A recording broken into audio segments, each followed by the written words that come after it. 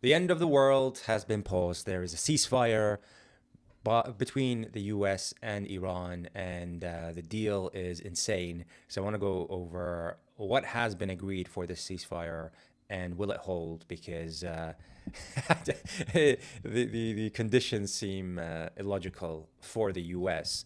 And it seems like a win for Iran. But first of all, what did Trump say on his Truth Social? This is Donald Trump on his Truth Social, based on the conversations with Prime Minister Shahbaz Sharif and Field Marshal Asim Munir of Pakistan, and wherein they requested that I hold off the destructive force being sent tonight to Iran, and subject to the Islamic Republic of Iran agreeing to the complete, immediate, and safe opening of the Strait of Hormuz, I agreed to suspend the bombing and attack of Iran for a period of 2 weeks.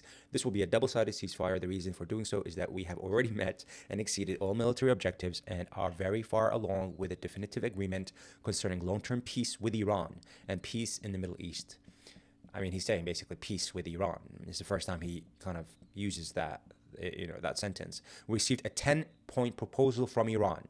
I'm going to go back to that 10-point proposal because it's very important, and believe it is a workable basis on which to negotiate. Almost all of the various points of past contention have been agreed to between the US and Iran, but a 2-week period will allow the agreement to be finalized and consummated. On behalf of the United States of America as president, and also representing the countries of the Middle East.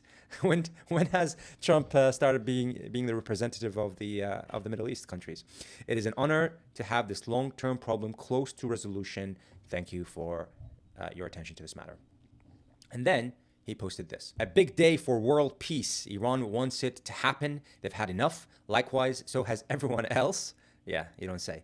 The United States of America will be helping with the traffic buildup in the Strait of Hormuz. There'll be lots of positive action. Big money will be made. Iran can start the reconstruction process.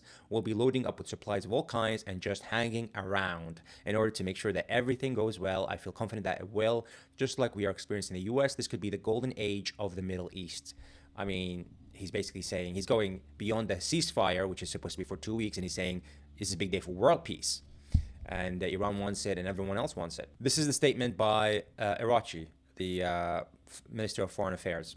On behalf of the Islamic Republic of Iran, I express gratitude and appreciation for my dear brothers, His Excellence Prime Minister of Pakistan Sharif and His Excellence Field Marshal Munir, for their tireless efforts to end the war in the region. In response to the brotherly request and his tweet, and considering the request by the US for negotiations based on its 15-point proposal, as well as announcement by POTUS Trump about acceptance of the general framework of Iran's 10-point proposal as a basis for negotiations, I hereby declare on behalf of the Iran Supreme National Security Council, if attacks against Iran are halted, our powerful armed forces will cease their defensive operations. For a period of 2 weeks, safe passage through the Strait of Hormuz will be possible via coordination with Iran's armed forces and with due consideration of technical limitations. He's basically saying we're going to open the Strait of Hormuz, but we will control it.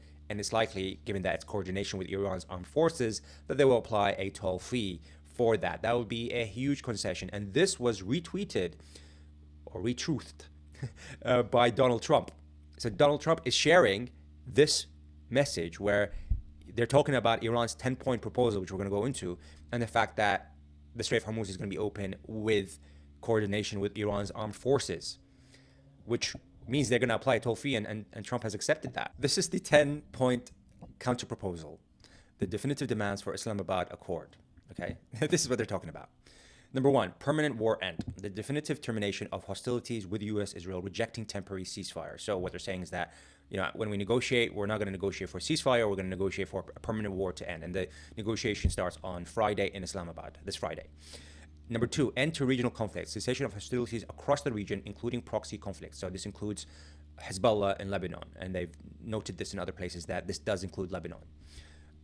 But I'm not sure if it includes Gaza. Number 3, security guarantees, binding U.S.-Israel commitments against future strikes on Iran or its territory. I'm not sure. I mean, they can get into an agreement, but we've seen that Trump removes any agreement. It doesn't matter, as he did with the JCPOA. Complete sanctions lifting, removal of primary and secondary sanctions, plus release of frozen assets. This would be a huge win for Iran. The primary sanctions basically on Iran itself, and then secondary sanctions is on anyone that deals with Iran. There's currently sanctions on anyone that does deal with Iran. This would be insane. I mean, it'd be great for Iran, obviously, but for Trump to just lift sanctions, wow. Reconstruction aid and compensation. U.S. is really funding for war damage infrastructure and damages. Imagine Israel is going to fund war damaged infrastructure. Never going to happen. Strait of Hormuz protocol. Regulated safe passage under Iranian military coordination and technical oversight. I mean, Trump did repost what Arachi said, and he literally said that. So it seems like that's a definite agreement there. 2 million fee per ship. Iran to impose and collect fees from all passing vessels to fund reconstruction. It seems like, given that it's going to be under military coordination, the Strait of Hormuz, they're going to apply 2 million fee per ship. And this is to fund reconstruction, which means that, over here, number 5, the reconstruction aid and compensation can be let go, given that there's going to be a 2 million fee per ship. We're talking about, about $40 billion a year for Iran. Cessation of Israeli strikes on Hezbollah. Immediate halt to Israeli operations against Hezbollah and Lebanese territory. We're going to go into the fact that Israel has said we're not going to agree to this already. Protection of regional allies. Guarantees against U.S.-Israeli targeting of Iran's allies and proxies. This is kind of essentially a repeat of what they said on number 2 over here. And then number 10, sovereign rights recognition. Acceptance of enrichment under NPT, termination of IAEA resolutions against Iran. I mean, this would be like a huge win for Iran. Let's look at the 15 plan proposal that the U.S. sent to Iran and how different it is to this. This is the 15-point plan that was submitted by the U.S. in March to Iran. Dismantling of existing nuclear capabilities already accumulated by Iran, which is basically the enriched uranium. That goes opposite of what the 10-point plan is by Iran. Formal commitment that Iran will never seek to acquire nuclear weapons. Iran has already said that. No enrichment of nuclear material on Iranian soil. Well, it goes against that 10-point plan. All enriched material must be delivered to the IAEA on a defined timeline. Yeah, they could give away that 60% enriched uranium. It's not a big deal. Natanz, Efsahan, and Fordo nuclear site will be taken out of use and physically destroyed. That goes against the 10-point plan. Full IAEA access to all information and sites in Iran's nuclear domains, possibly. Iran abandons the proxy paradigm, its network of regional militias and allies. That goes against what the 10-point plan is. The 10-point plan by Iran is basically saying that you're going to end your attacks on Hezbollah and Lebanon. Seize in practice all funding and arming of regional proxies. That's not in the 10-point plan. Strait of Hormuz must remain open as a free maritime zone. No one will be allowed to block it. The 10-point plan says we're going to allow it to be free, but allow it to open, but it won't be free. We're going to apply a toll fee. Missile project. A later decision will be made, but Iran must limit the number and range of its missile. Impossible. That's so far away from the 10-point plan, and Iran would never accept that because that's its deterrence. Future missile use restricted to self-defense purposes only. Impossible. Lifting of all sanctions on Iran. That's part of the 10-point plan. And then assistance in promoting and developing Iran's civil nuclear project at Bushehr for power generation. They're not going to accept the U.S. help. They're going to go to China or Russia for that. And that's what they've done. Russia is based in Bushehr, a lot of Russian engineers to help with the power generation. Removal of the snapback threat, the mechanism that could quickly reinstate sanctions.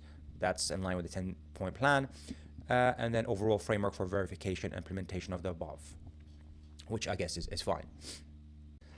For the U.S. to move from their 15-point plan, which I just read, towards Iran's 10-point plan, which is nearly the opposite, is a huge concession by the U.S. if this is actually the reality of things. Now, people are going to ask, did Iran win the war? Did U.S. win this war? Well, we have to think about what was the U.S. objectives? What was Israel's objective? And there were 3 main objectives, really.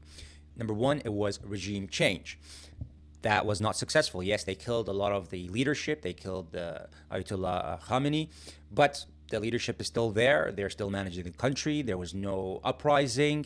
In fact, they're coming out now as stronger. They're more hardline. They have more power because they control the Strait of Hormuz, which means if any ceasefire falls or if the agreement, whatever they agree on, falls apart, they can close that. Again, that is now their right. The U.S. has given the Strait of Hormuz, where 20% of oil passes through globally, to Iran to control. And if you control the volume of oil that passes through the Strait of Hormuz, you control the price, and which means you can do economic warfare at any moment you are attacked by Israel or the U.S.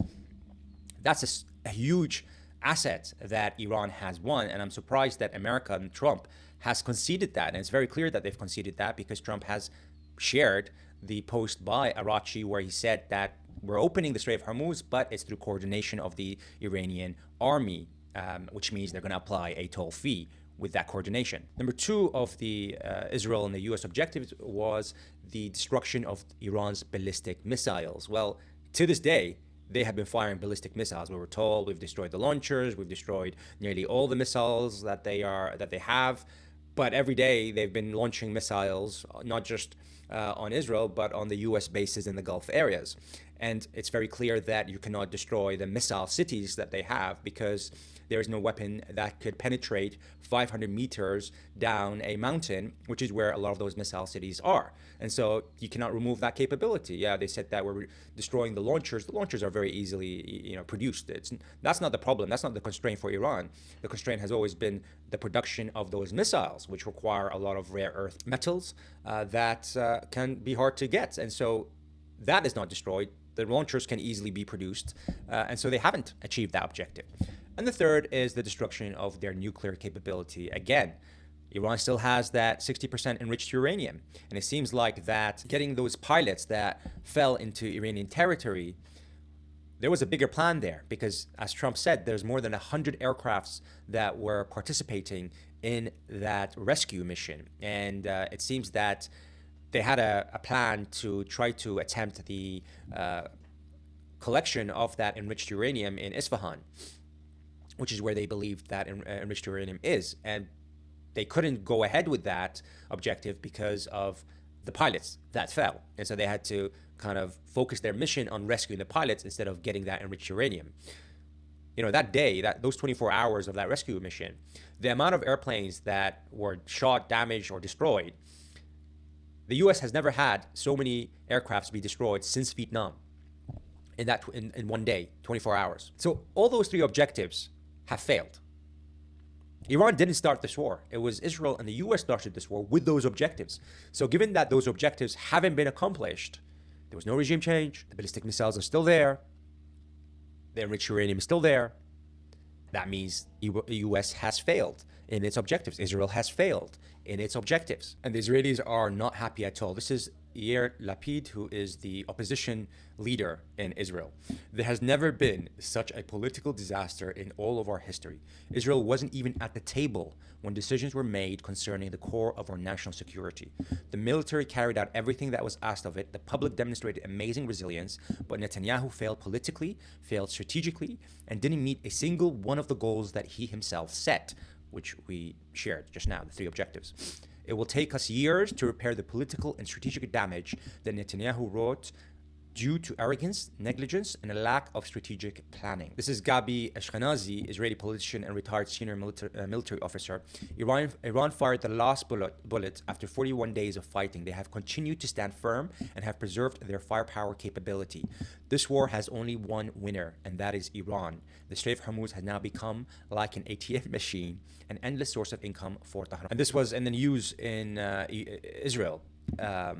The results so far are not encouraging. The start of the attack outlined three goals for Netanyahu's campaign: toppling the Iranian regime, eliminating the nuclear program, and neutralizing the ballistic missile threat. So far, none of these have been achieved. The regime remains in place. No solution has yet been found for those 440 kilograms of enriched uranium, and the missile program is still operational, at least partially. In contrast, Israel's standing in America has been severely damaged, and it is expected to face accusations of dragging Trump into an unnecessary war. The Israeli home front has sustained non-negligible damage, forcing the Israeli army to make extensive use of decisive capabilities to mitigate its scale. And in the north, we have entangled ourselves in a military complication with Hezbollah, which threatens the security of northern residents and the reconstruction of the Galilee. So yes, Pakistan came to the rescue at the last minute and seems to have secured an insane, amazing ceasefire for Iran. Now, the question is, can we trust this ceasefire? Will this ceasefire hold? Can we trust the U.S. with anything they say? You have to look at it from Iran's perspective. Iran entered into an agreement with the U.S. in 2015 under Obama, the JCPOA, which was, a nuclear agreement where Iran met all the conditions. And it was Trump in 2018 who came and ripped that agreement apart. And then Iran tried to negotiate with the US last year, and they killed the negotiating team and started the 12-day war. And now this year they were negotiating with the US again, and they killed the Ayatollah Khamenei, their leader, and a lot of the leadership. So the question becomes, how could you trust the US with what they say? Even when you enter into an agreement with the US, they still rip it apart many years later. And so a lot of people are asking, why is Iran entering into this ceasefire agreement? Because there is no trust. And they've said it, there is no trust. And Iran has come out even after this agreement and said, look, we don't trust the US. But we said that, we won't do a ceasefire, and these are our terms. And it seems like Trump has gone and said, okay, we'll work on that basis, on that 10-point agreement. And I don't think in the end, if there's going to be an actual, permanent end to this war, those 10 points are not all going to be agreed by the US, because there are a lot of concessions that seem very unreasonable for the US, even though Iran, obviously the US has caused a lot of damage in Iran and killed a lot of their leadership. Iran has caused a lot of damage to the US, not just in terms of attacking the US bases and causing a lot of destruction in terms of equipment, assets, and deaths. These numbers, I'm sure, will be increased. I doubt there's only been 13 deaths. But to the image of the US as this powerful nation that couldn't even protect its own US bases in the Gulf areas, couldn't even open the Strait of Hormuz, which is 50 kilometers, with all its naval power. That image has been destroyed. A lot of countries are now asking, can the US actually defend us? We've been bullied. We've been accepting these terrible terms with the US that are, clear wins for the US on the basis that they provide defense and they could protect us. But it seems like they can't. A lot of Gulf countries are now asking, you really misjudged this war. You couldn't defend your US bases, and you made our countries a threat and a risk by holding those US bases. That relationship is going to now change. They see that the US focus was all on Israel, not enough on the Gulf countries. And the US has now made Iran as the regional power that controls the Strait of Hormuz, that could stand up to the US and Israel. Yes, they've taken a lot of damage, a lot of deaths, but they are now driving the negotiation, which is unthinkable, a couple months ago. So, I'd love to know your thoughts about whether this ceasefire is going to hold. Unfortunately, I just don't see it happening. Already we're seeing Israel say that we're not going to attack Iran. We can accept that, but we're not going to stop attacking Hezbollah in Lebanon. That is our war, and the US basically cannot dictate that. And so it's going to be interesting to see, given that they're going to continue this war, and that was one of the conditions by Iran for the ceasefire, that Israel stops attacking Hezbollah in Iran and Lebanon. What will Iran do in that retaliation? Will it be a situation where the US is now out of the war, and now it's just Iran and Israel fighting each other, and Hezbollah and Ansarullah in Yemen attacking Israel? That's the likely situation that I envisage. But I would love to know your thoughts about this. And if you did like this video, do hit the like and subscribe, and see you very soon.